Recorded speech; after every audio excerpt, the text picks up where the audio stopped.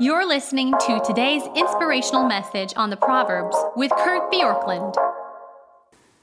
So Proverbs 7 addresses the issue of adultery, and it addresses it very directly. And the teaching of Proverbs is that you will regret sexual liaisons that are outside of your marriage. And certainly the end of chapter 6 painted this picture, and chapter 7 starts with these commands and saying that keeping these commands close is the key to avoiding falling into the trap. Listen to these words, Proverbs 7 verses 1 and following. My son, keep my words and treasure up my commands with you. Keep my commands and live. Keep my teaching as the apple of your eye. Bind them on your fingers. Write them on the tablet of your heart.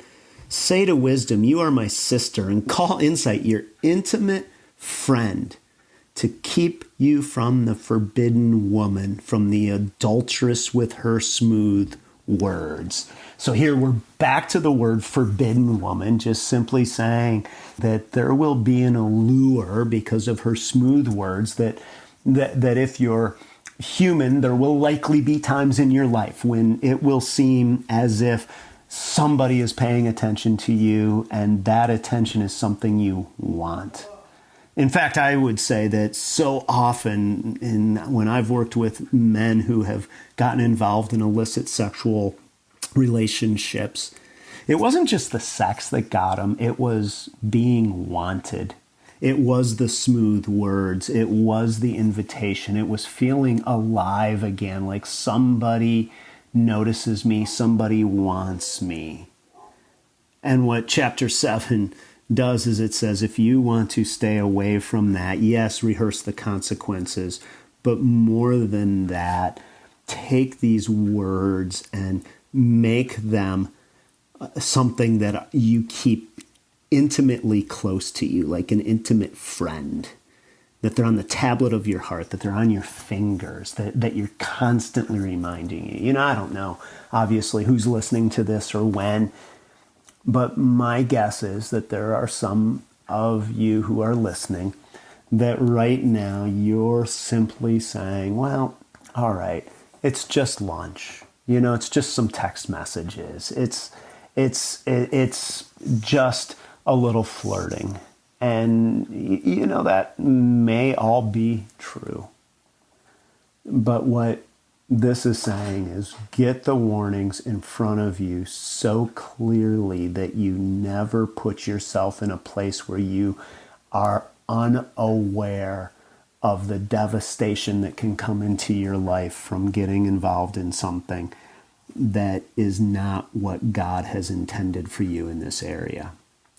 I said this on an earlier 5 Good Minutes, but in all my years of being a pastor, there is no place that I have seen as much pain as in the area of people's sexual choices, because this is what is most intimate to us.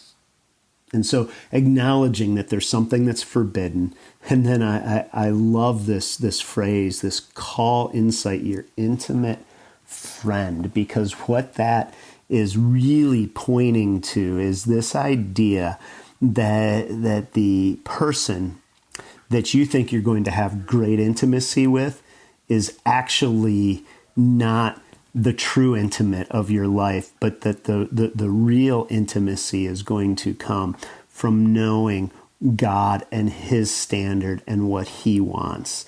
And the phrase here in the Hebrew is different from something that is the word in Proverbs 2 about your friend, the wife of your youth. This is a word that communicates in a way a kinsman, somebody who's going to be a part of your life. And so let the commands of God stay with you at all times. Thanks for joining us here today. There's a lot of great content to explore on Orchard Hill Plus and on the Orchard Hill main feed from the weekend. Have a great day.